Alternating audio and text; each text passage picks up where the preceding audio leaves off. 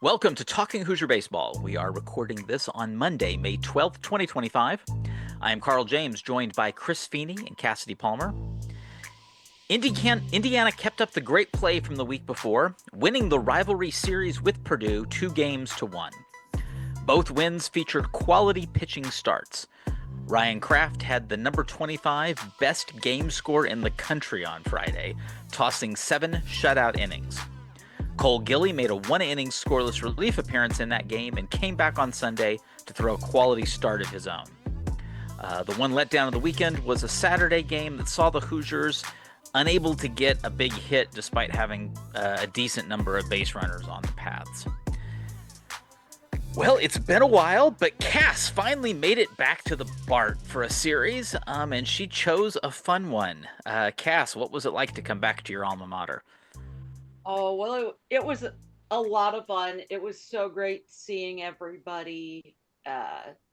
Even realizing that some of the people I worked with when I ushered IU athletics are still there, still going strong. That was fun to see and catch up with some of them. Seeing all of y'all, especially when it's as gorgeous as it was this weekend. There are a few places anywhere as nice to spend a few hours as the BART. It's just a special place, and taking the series against Purdue is always that nice little cherry on top. Uh, if I can only get to one series a year, beating Purdue is a good one to come to. So that was really nice, and I'll always give a shout out to Austin Render and all of the work he does with the play-by-play on the radio. There's just something different being there in person. So it was nice to have that opportunity. Doesn't always come around with some work schedules this time of year, but I'm very glad it worked this time. So Chris, we saw some great play this week. Who's earned your red belts? Well, Cass, you get the honorary red belt for bringing the weather. I got to say that. I mean, with that picture perfect. And I feel like whenever you come, it's nice out. Like the Rutgers one when we clinched was nice. It seems like any weekend you're here, I feel like you bring good weather. Now maybe it's because it's usually towards the end of the year or for whatever reason.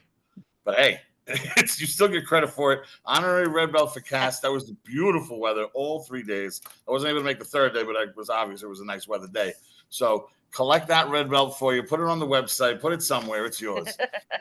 For the Alex Dickerson Award for the offensive, I'm going Cooper Malamazian. He started off our scoring on Friday, second inning. He had a double and an RBI in the third inning. He's got a single and 2 RBIs. And he drove in the only run we had on Saturday. And then he waits till the end to walk off Purdue on Sunday. So I'd say each game getting 2 hits and getting some timely RBIs, which was, like Carl said, was really the only blemish on the weekend was that we couldn't get them on Saturday. Cooper definitely earned the Alex Dickerson Award. And he decided to double up, and he took Tony Butler Award too. Hell of a weekend for him at short. I mean, just watching him play, the moves he makes, the footwork, the throws from deep at short, coming in on balls.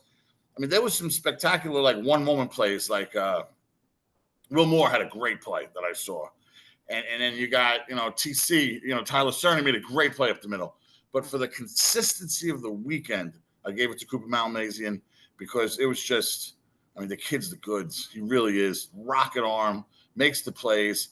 And it seems like, I don't know if he does it on purpose, but he just puts the ball right where Jake needs it every time. Like he doesn't make Jake work. It's just boom, boom, there it is. And so Cooper picks up two belts in one day. And I really like this worked out the way it did. The Joey Donato Award, Ryan Kraft, last time throwing at the BART for all the innings we've seen him throw, whether they were ones where he came in the second inning and finished entire games, or he came in late in games when we needed some big outs through his career. Ryan Kraft was a bulldog as a Hoosier. And I know that every season wasn't perfect for him. I know there was injuries. I know there was times he wishes that maybe the outcomes were better. but I've been here a while. We've all been here a while. Sometimes when people get hurt and they just say, you know what, I'm okay. I'm going to finish school, and then we never see him pitch again. Or they not Ryan Kraft. This guy comes back for the season he's having this year is special. He threw he threw 7 shutout innings. It gets him to 3-1, 3 wins on the year, a 3.48 ERA, and a save. I mean, he's just been outstanding. This was an 85 pitch performance. It's just, it was 4 strikeouts, 1 walk, 5 hits, no runs. And it's not like it was smooth sailing either. He had a couple guys at third. He had some guys on base. He would knuckle down and get out of it. Just Ryan, watching Ryan do his thing. He's a special dude, and I'm going to miss him on the mound at the BART, just like we've missed a lot of our guys that have come through. But Joey Donato Award absolutely going to Ryan Kraft. So that's Cooper Malmazian with the double dip with the defensive and the offensive, and then Ryan Kraft to take one on as he walks off the mound at the BART for the last time. Really special, I thought. So now we're going to kick it over to Carl. There was a lot of action as far as the Big Ten with it was the second to last weekend, and a lot of things affected, whether it was placement into the tournament, whether it was top 4, and nobody better than Carl to kind of lay this out in layman's terms for us so we can kind of know what to root for and how it went. Yeah, there was a lot, and it was another upheaval. I mean, you just look at our pick'ems. They were just bad again. I mean, it's just, there's no other way to put it. They were just bad. It was we had 2 people go 2-5 on the week. I went 3-4. So yeah, we were again 2 weeks in a row, our group, and I'd like to think we're not all that stupid as a group. Our group was underwater in picking series the last 2 weeks. Both weeks. That's just nuts. But I think a lot of it is just, you wanted chaos. Yeah. I did want that. I think it also shows that the teams in the Big Ten weren't going to roll over. We didn't have these gimme just sweep, and that makes for a better conference. And I'm glad it happened. But yeah, I mean, none of us picked Michigan State to go into USC and win that series, and you kind of figured that they definitely had a shot on opening day with Jerwa, but they won 2 games in that series, and to go on the road out west, and that has been tough for any of the traditional Big Ten schools to win a series against a West Coast team, much less do it at their place. So tip of the cap to Michigan State on what they accomplished. So that was the one that comes out in my mind the most. It's just been a really great conference. I mean, Ohio State even got a win in the week. So so now we kind of go to the standings and where things are sitting.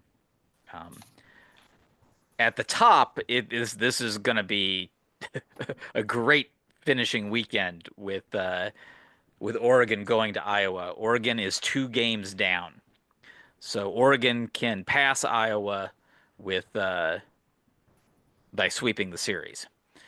If they were, and Oregon's been known to sweep some tough series. They swept Oregon State in 4 games, so that's pretty impressive right there. And Iowa's got, for their purposes, they've got to win the conference. They've got a 1-game lead on UCLA. UCLA's got Northwestern. I mean, we almost have to predict that's going to be a sweep. And if it is, Iowa's just got to win the series to take a share of the Big Ten title. So Iowa's got a tough task on their hands right now. But the one thing they do have going for them is they're at home, and they've got a pretty rambunctious crowd there. They'll have that place absolutely packed. It's going to be a big series. It's going to be very entertaining for that to be the end of the season there. But there's interesting ones all over the place. I mean, just the series that Chris and I are going to go to, Indiana at Michigan. Michigan's at 6th in the conference. Indiana's at 7th. And there's going to be some maneuvering there for seeding. Now, the one piece that I was talking about over the past weekend dealt with Indiana clinching that spot in the tournament. Now, you don't want to be the 12 seed. I get that. But being a 12 seed is a lot better than not being in the tournament. And I don't think that's really going to happen. But mathematically speaking, it still can. And you have to assume that Indiana's pitching is going to have to, uh, they're going to have to stick to the standard pitching plan until they have absolutely clinched that they're getting in the tournament, because they need to win the tournament in order to advance to an NCAA regional. But you can't win the tournament if you're not there. So I've been trying to play out all the different scenarios. If you were looking on social and via the website on Sunday, I gave some scenarios out. Um, I went a little deeper this time. Let me share something with you here. So never mind the Sunday part, because I did this before Sunday's games, and that's not important. So this is referring to next week, and I've made it as simple as I can. So the white spots are the ones where I can change the values, and it'll automatically. So example, if I'm in Indiana, if I put 1, if you look at Michigan, you'll notice that Michigan drops to 2-1. If I change Indiana back to 0, Michigan changed to 3-0. So it's all set for who everybody's playing. And then it has the final record and the win-loss percentage. The coloring here is if Indiana is ahead of that team, it shows up in green. If they are equal to or behind that team, it shows up in red. The key number here is 5. For Indiana to be in the tournament, 5 of these things need to be green. So right now I start with the nightmare scenario. The nightmare scenario is that Michigan sweeps Indiana, Nebraska, Illinois, Michigan State, Rutgers, and Northwestern all sweep their series. I think we all talked about this earlier. Northwestern is going to UCLA, who is playing for a Big Ten title and to host. I don't see Northwestern sweeping that series. But the other piece here, though, is that's in the nightmare scenario. Now, the thing is, that's including Rutgers sweeping Maryland. Ohio State is mathematically not able to pass IU. Neither is Minnesota, and neither is Purdue. Maryland still can. So if we do that, let's say Maryland sweeps Rutgers, let's see how that changes things. So if you'll notice, there were some changes over here. However, you still ended up with 4 greens. So let's just make sure nothing in the middle changes. So let's make it just 1 Rutgers win. Still have 4 green. Let's make it 2 Rutgers win. You still have 4 green. So basically what that means is Indiana will finish mathematically ahead of either Rutgers or Maryland. We don't know which right now, but they will finish ahead of one of those. So now Indiana only needs to clinch against one more team. And I'm picking on Northwestern. So if Northwestern wins one of the games against UCLA, they're still red. But if you'll notice, Indiana gets swept. Northwestern wins one game, 467, 467. It's a tie. And then it gets into some really convoluted tiebreakers, but I'm pretty sure Indiana wins those tiebreakers. But it's not one of those things that's mathematical, because then you can start getting into, well, these other teams getting 2 wins, and then suddenly you have all kinds of 467s lined up. It gets really complicated. Out of curiosity, yes, because I know that in two-way ties, head-to-head record becomes a thing. Yes. Does that count out of conference? No. Games against those no. Like we played Northwestern. That means that is a non-conference game. It does not factor into this in any way, shape, or form. That's what I figured. Well, I say that. It's a component of RPI, and RPI right. is the final tiebreaker. Right. If nothing else works, RPI is the final tiebreaker. And yes, that has a teeny tiny component of that Indiana Northwestern game from early in the season does factor into the RPI, but that is the only way in which it factors in, and is a very insignificant piece.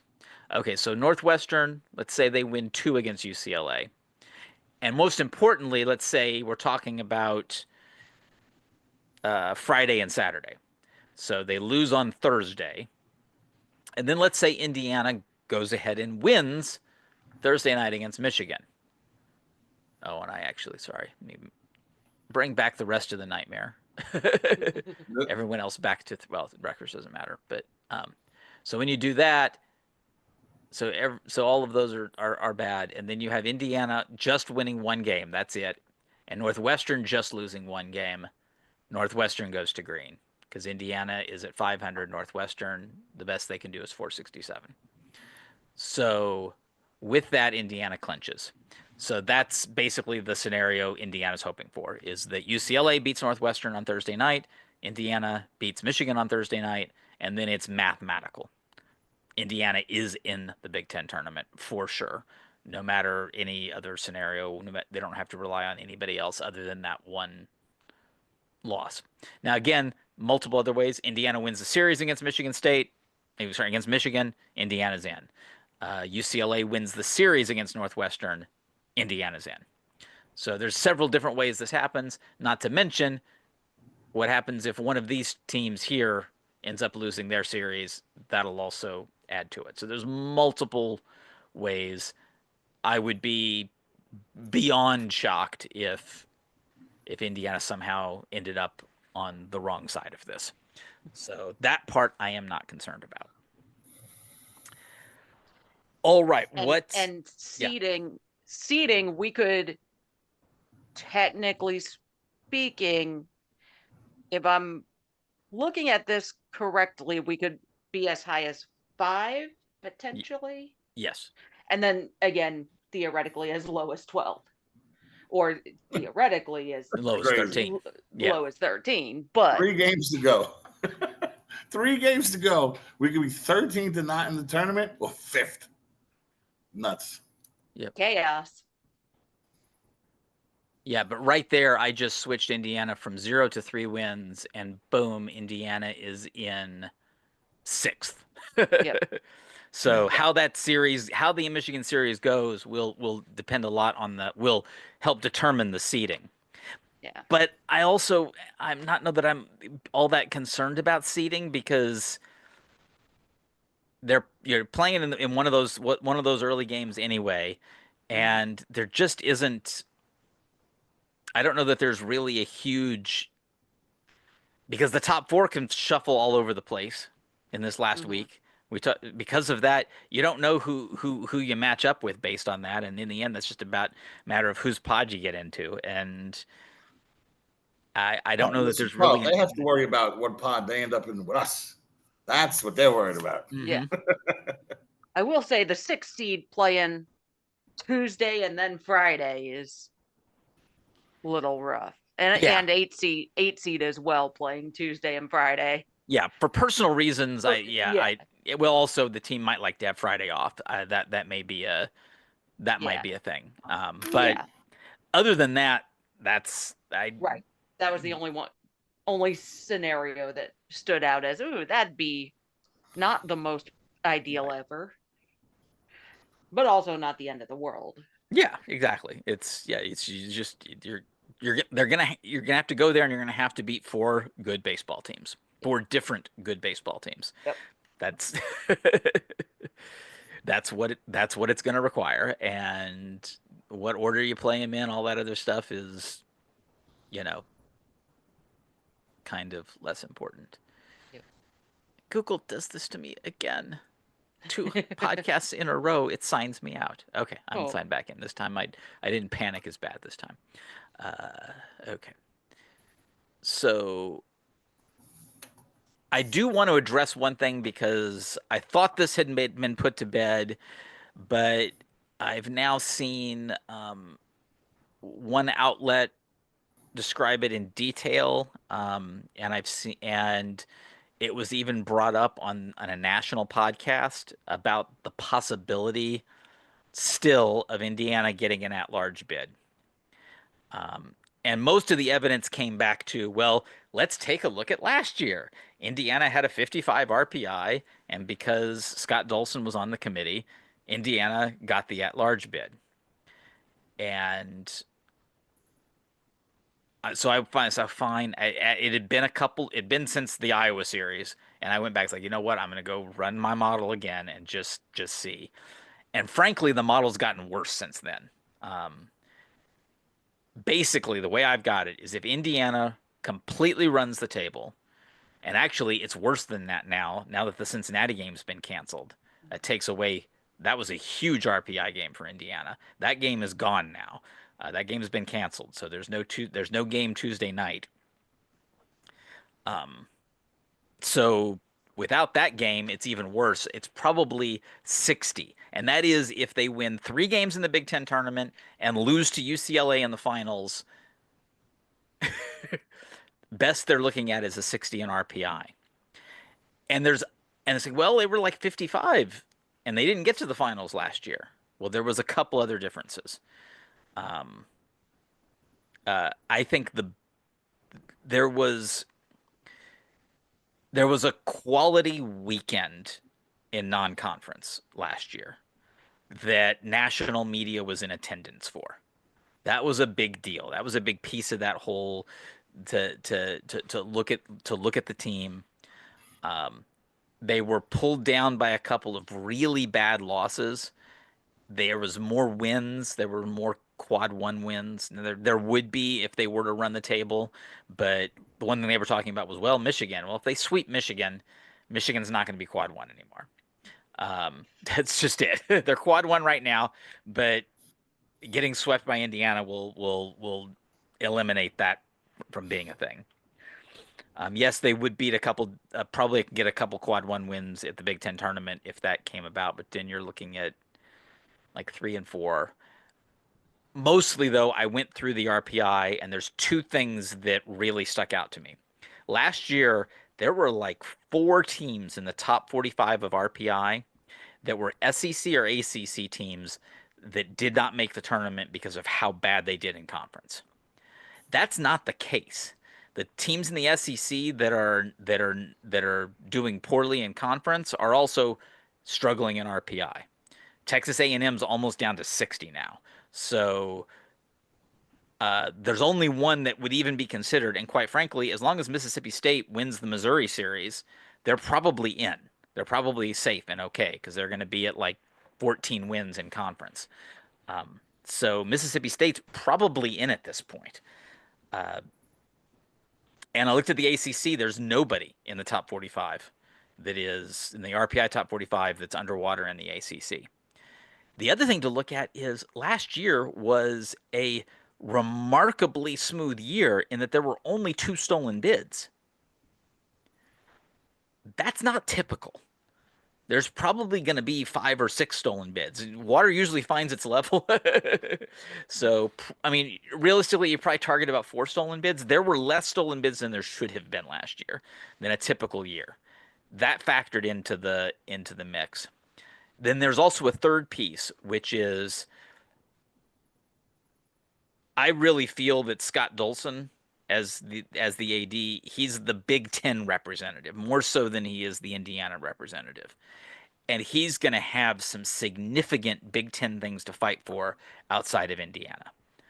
If Iowa gets a share of the title, he's going to have to fight to get Iowa in because Iowa's RPI is just not sitting there.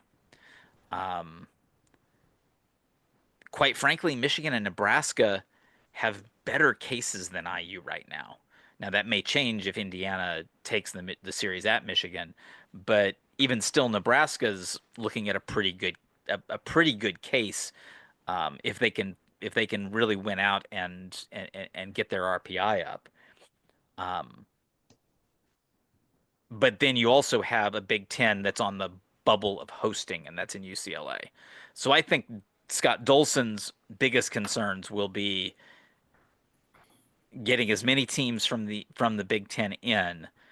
And I'm sorry, there's a few other teams that have better cases than IU that are on the wrong side right now, and getting UCLA a hosting spot.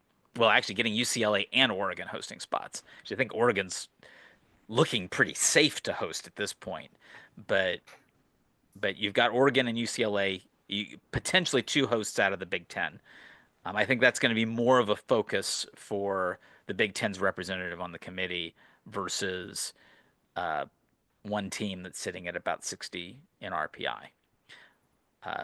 Indiana can just make this easy on him by winning the tournament. Go get that automatic bid. Make it a no-brain. Make it a can't argue. Make it it's obvious you're in because you won the tournament. Be one of those bid stealers. Exactly. There needs to be more bid stealers. Indiana needs to be one of the bid stealers. And I'm perfectly fine with screwing over a not great SEC or ACC team that otherwise would get in. Yeah. So with all that, and again, we all have different opinions. I'm sorry, I just don't see it. I don't see the at-large portion of this. And yes, I will admit I said the same thing a year ago, and I really changed my tune. But I think I've got better numbers this year, and I think there are some significant differences between this year and last year that we'll see. And if it became a thing, if Indiana really does run the table and gets to the last day and loses, but I honestly think there's a better chance that Indiana runs the table in Omaha, wins those 4 games in Omaha, and gets that automatic bid. And I think that's what the team needs to focus on. Okay, so we've discussed the standings. We've discussed Indiana's getting into the Big Ten tournament. We've discussed the one NCAA path, in my opinion. So now we will go ahead and turn to the final week of Pick'em. It has been a tight race all year. It's not a tight race now. Zach has pulled ahead. Zach went 5-2 on the week. Chris made a jump and is now tied with Cass for second because of his 4-3 week. But Cass, you went 2-5 on the week. That was a bad week. That was a rough week. And Josh also went 2-5. Rough week for him. With that group, I actually don't feel too bad going 3-4. That was. Hey, I picked Maryland. I was happy about that. And I figure if all of us were wrong on 2 of them, yeah, I don't feel bad on those 2. Yeah. Yeah. Those were 2 surprising series. I mean, it was actually kind of surprising that we all picked Rutgers, but it wasn't surprising we all picked USC, but it was kind of surprising we all picked Rutgers. But yeah, and those were the only 2 that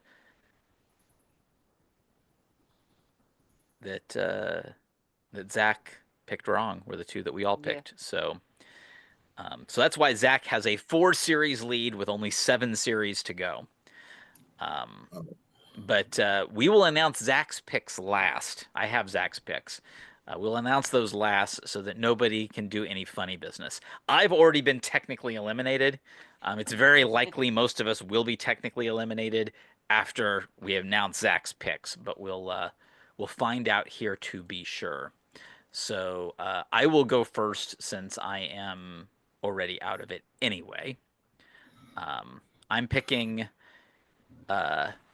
Rutgers at Maryland. I am picking Maryland. I've got Illinois winning at Ohio State. Big surprise. I've got Nebraska winning at Purdue.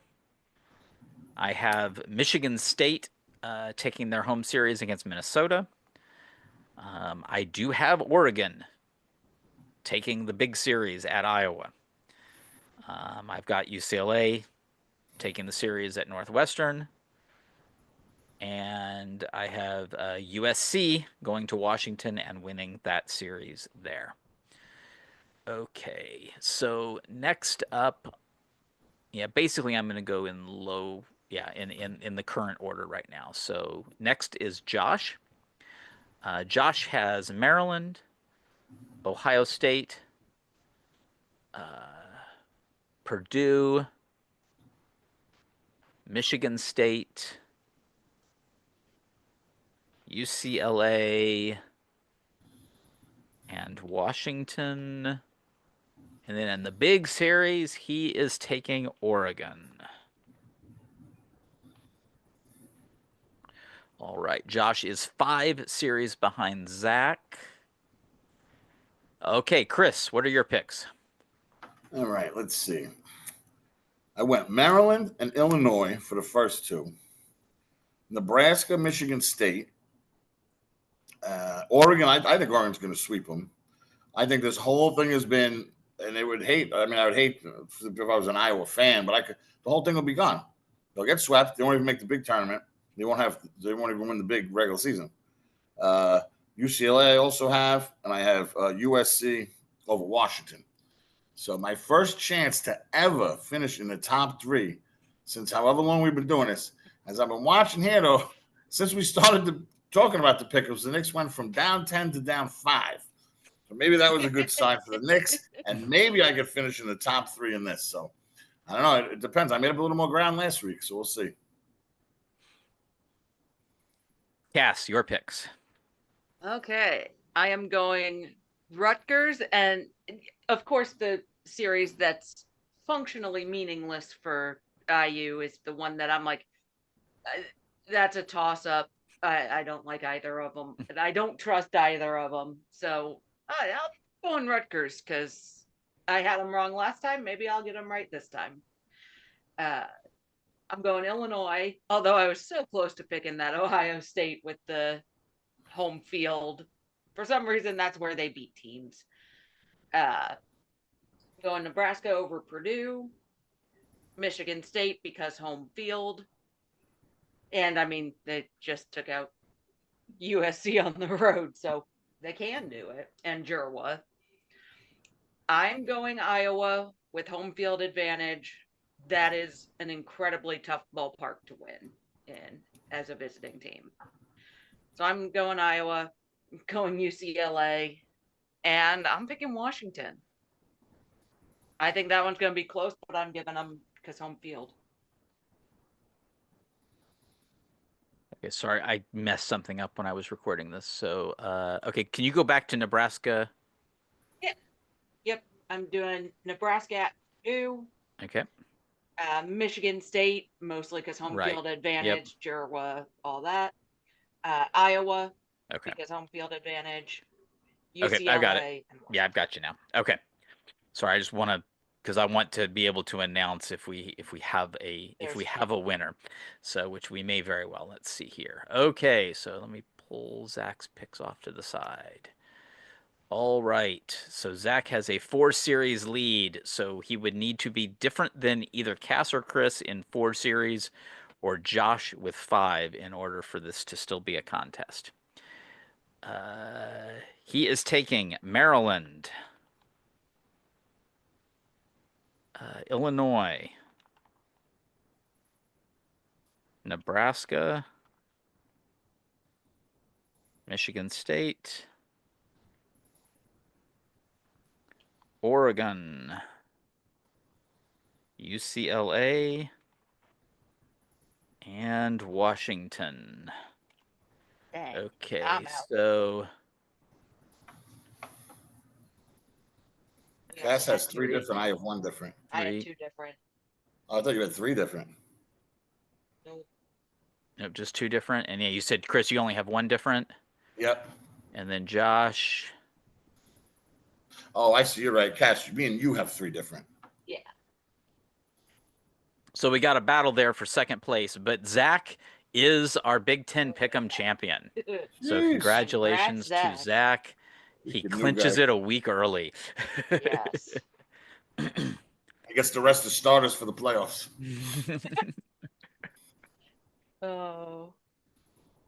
So yeah, so no sophomore slump for Zach. The sophomore has taken it. Oh yeah. Congrats to Zach. All right. Well, Josh, Chris, and I will be in Ann Arbor this weekend. going to take in that series. Chris, what can you tell us about Tracy Smith's Michigan Wolverines? All right. They are 32-19 overall, 14-8 at home, and 15-12 in conference so far. We got the 3 games. It's not your normal Friday, Saturday, Sunday because of the Big Ten tournament, and they want an extra day off. So it's Thursday at 6 p.m., Friday at 6 p.m., Saturday at 1 p.m. from Ray Fisher Stadium. All games are on the Big Plus, the streamer. So that's how you're going to be able to watch that. You check out Call's blog or Twitter or, the Indiana Base site, of course. Now, Michigan is coming off of losing 2 out of 3 to Nebraska. Okay, but the whole series was played in like a 5-run window. They lost 3-2. They lost 5-2. They won 3-1. So, that could have been a sweep for either team if you really look at it. 2 of their big hitters, Mitch Voigt, I think we all know him. I feel like, is he like a super duper senior or something? I'm not sure how many years. I think he has 2 kids. He's like 40. I'm not sure. He's hitting 357. He has 122 total bases, 65 hits, 12 bombs, 53 RBIs, and he's stolen 14 out of 16 bags. Another offensive name, Ben Casillas, he's hitting 414. He only has 105 total bases. Poor him. 48 runs scored, 75 hits, and he has 19 doubles. So just to compare that, like Malamazian has 17 doubles, and it seems like he hits a double every day, right? This guy has more doubles than Malamazian does. So those are your 2 bats to really look at. For the pitching, they started, to have a full rotation, like not even like a real starter rotation. Friday, Saturday, Sunday. They kind of bunched the Sunday guy out for a freshman from Canada about, it looked like maybe April 7th or 8th. So the Friday guy they have is Kurt Barr. He's 6-4 with a 3.49 ERA. He's a big righty. He's 6'3". He's actually from Ontario, Canada also. You're going to find out later the Sunday guy is from Canada too.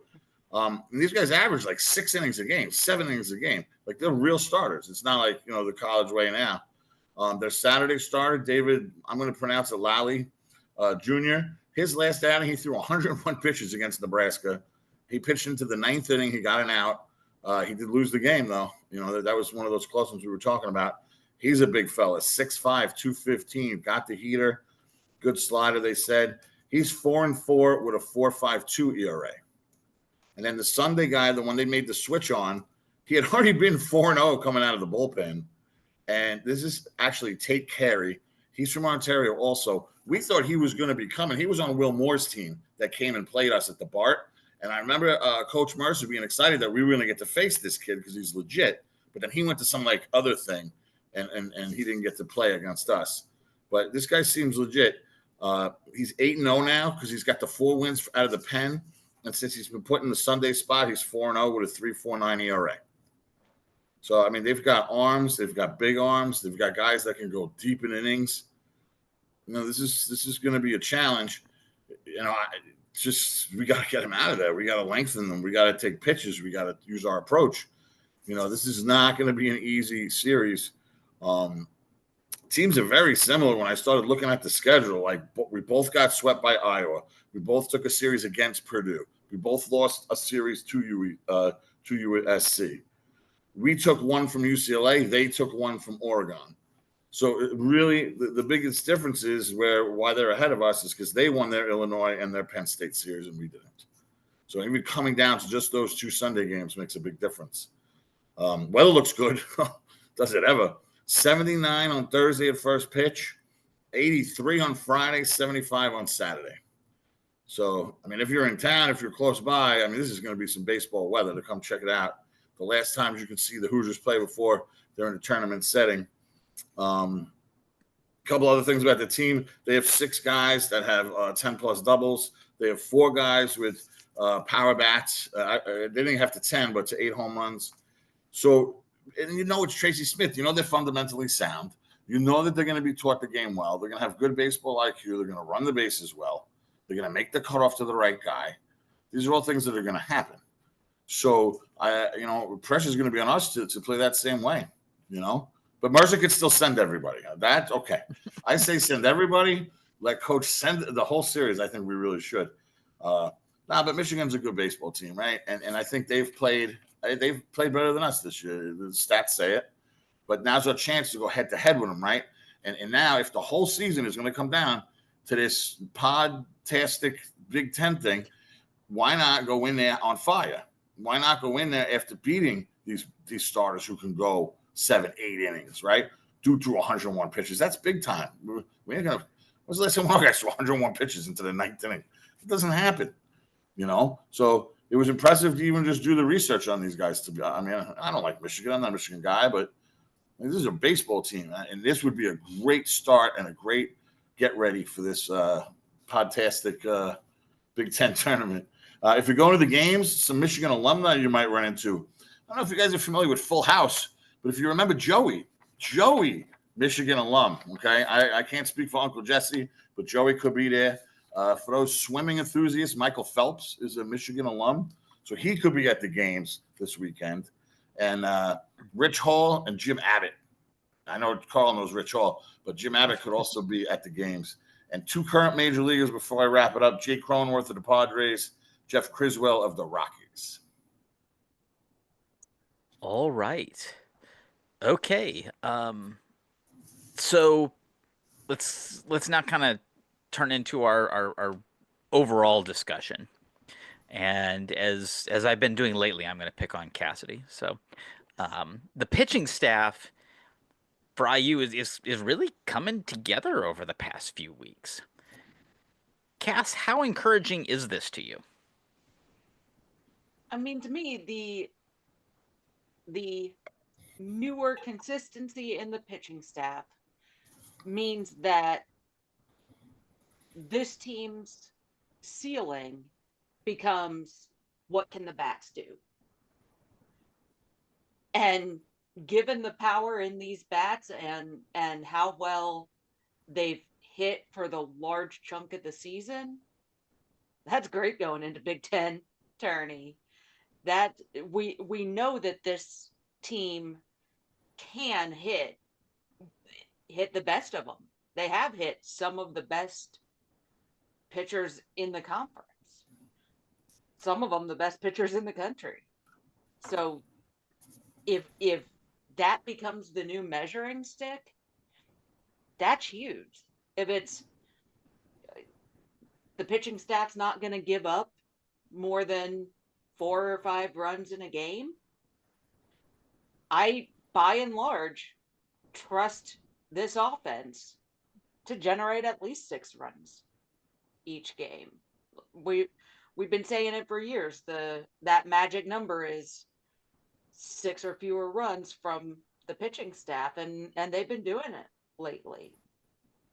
Because even in the rough game against Purdue, they still only gave up 7 hits, and the four earned runs, just 1 walk, no wild pitches, 1 hit by pitch. Like, pitching staff did it. Yeah, that struggled. And weirdly enough, you go through a lot of these games, and that's what it comes down to is the bats haven't dug the pitching out when they have done bad, and they've also had a couple of outings where some guy throwing a low slop from the left side with an 85 mile per hour heater just seems to completely flummox this offense for a few innings, and I felt better about how the offense played, particularly Friday, that they did as well as they did on Friday without hitting a home run, with the wind blowing in, without hitting a home run, because that's more of what they're going to be likely going to see in Omaha. It's Omaha. Yeah. But it's not always like that. I mean, I've seen the ball fly out in Omaha too. So absolutely. It can. I'm just not going to stake any hopes on. But me personally, I'm cautiously optimistic about this style of pitching continuing to work. I do think it's a little bit better that you're not dealing with the the wind blowing out type situation, because I think that IU is particularly susceptible to those long balls. I mean, you have a guy like Gavin Siebold he seems to be either absolutely fantastic or he can't keep the ball in the yard, one of the two. Uh, and overall, he meshes to being okay. But the truth is, there are times when Siebold is just outstanding, and we'd love to see that be the Siebold that shows up in the Big Ten tournament. And that was the Siebold that we saw this past weekend. He's, like you said, the pitching did their job on Saturday. It was the bats in that all couldn't. three. Yeah, Yeah. it was a solid effort, and they also did very well away from home in Abilene. Um, but again, that's probably not. Neither one of those are the level of competition that they're going to be facing in the Big Ten tournament. And to Chris's point, that's more like what we're going to see Thursday through Saturday is that level of competition. They could end up being in Michigan's pod the way things could shake out. So Yeah. that would be a little weird. Though you play a team in a series and you immediately turn around and play them again in. Go for 4. Yeah,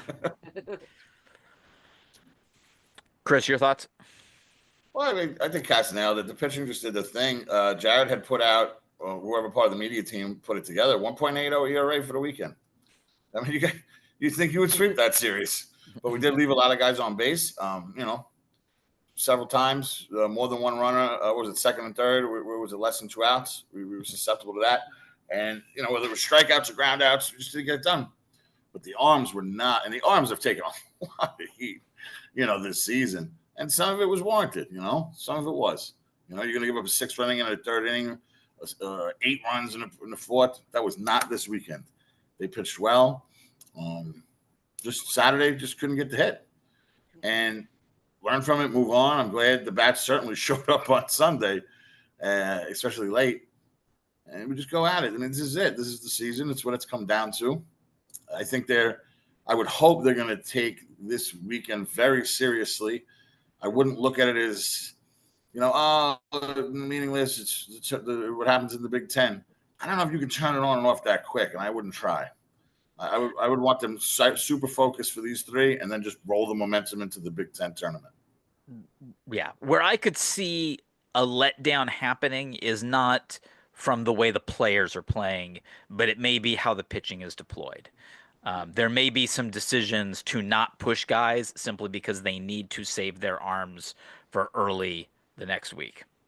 I could see decisions like that possibly happening, particularly Friday and Saturday, where it's like, okay, we'll put this guy out here, but we may need him on Wednesday, so they may put him on they may put a guy, even like Gilley on a hard pitch limit because.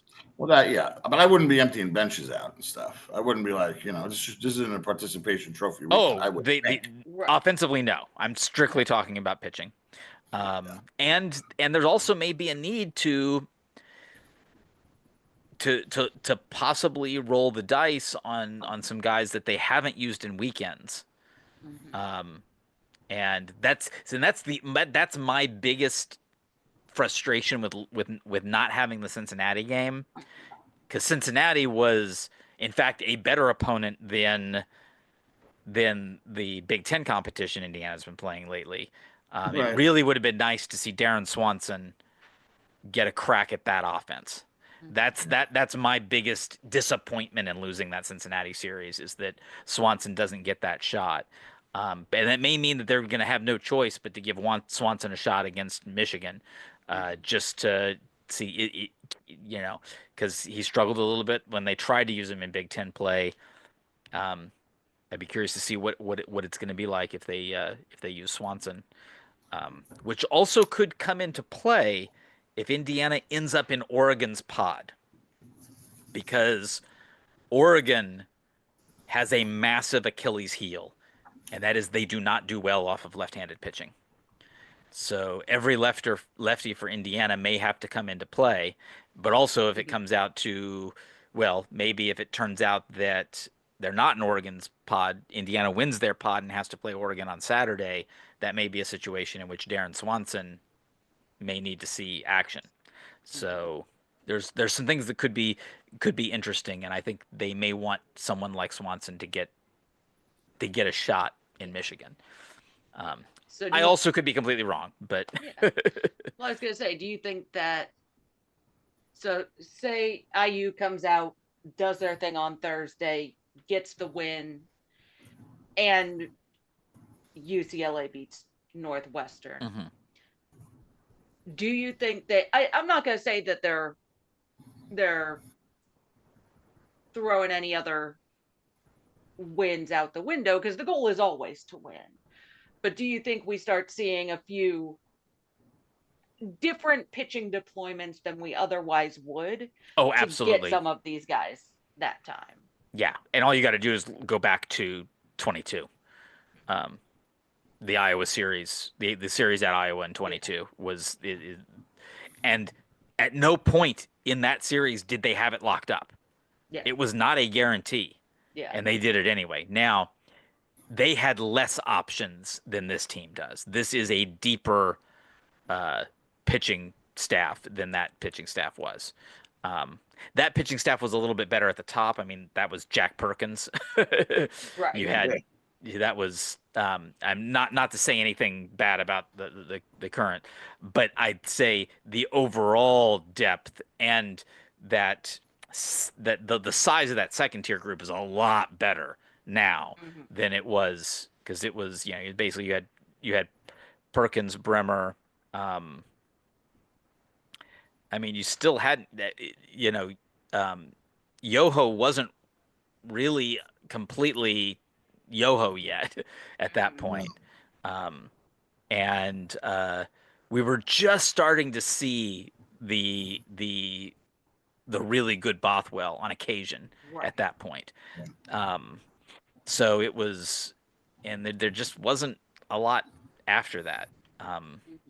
Yeah. I mean, they kind of started that season thinking that Modugno was going to be the guy, and he just wasn't. So I think there's a lot more options now. And then the point is, I think you're going to see all those guys. I think you may just see them for 30 to 50 pitches instead of 50 to 70 pitches like you would normally. So I think that's all we're talking about. Maybe and in different orders than and it's also possible that Tracy Smith is going to make similar decisions. Yeah. So, Sure. Because in many cases these teams are in the same boat, particularly if Indiana wins that first game. Michigan may decide, hey, it's just better to get the pitching lined up for the tournament, because it's do or die there, and it's most likely not going to be do or die in Ann Arbor. Yeah. Yep. Unless Northwestern does something crazy. All right, Chris. I saw we had a major Hoosier on Hoosier crime committed Sunday. So yeah. I mean, sometimes they got to face each other, Carl. I mean, it happens. We got so many Hoosiers in the majors now. Yeah. We had the Sal Frank Schwarber World Series matchup, and now we've had for 2 nights in a row the Heron Schwarber Cubs Guardians matchup. Now, the first one, not a lot of people, if they saw it, if you saw the posting and everything, but it wasn't on Sunday night TV, national TV. But yeah, Heron buzzed him pretty good, and then ended up walking him on Saturday. But on Sunday, the big fella got him. Oh my, he crushed one. And Heron had to wear that one. It happens.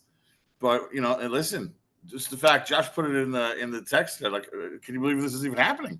And it was kind of how I felt in the World Series when it was Sal Frank and Schwarber. Like, these are guys that we've seen play. I just saw Gorski against my Mets before we started here. It's 2 outs, it's 2 on, and I'm like, oh, I know he's going to crush one in Citi Field. He ended up striking out, but I figured he needed a bomb, like where people don't even ever hit it. But I caught a break on that one, I guess. Just a couple of quick highlights. I know this week's way more about the situation our current Hoosiers are in, but just to hit Schwarber, he's been on base 46 games in a row, and through 40 games, he has hit 14 home runs and leads the National League.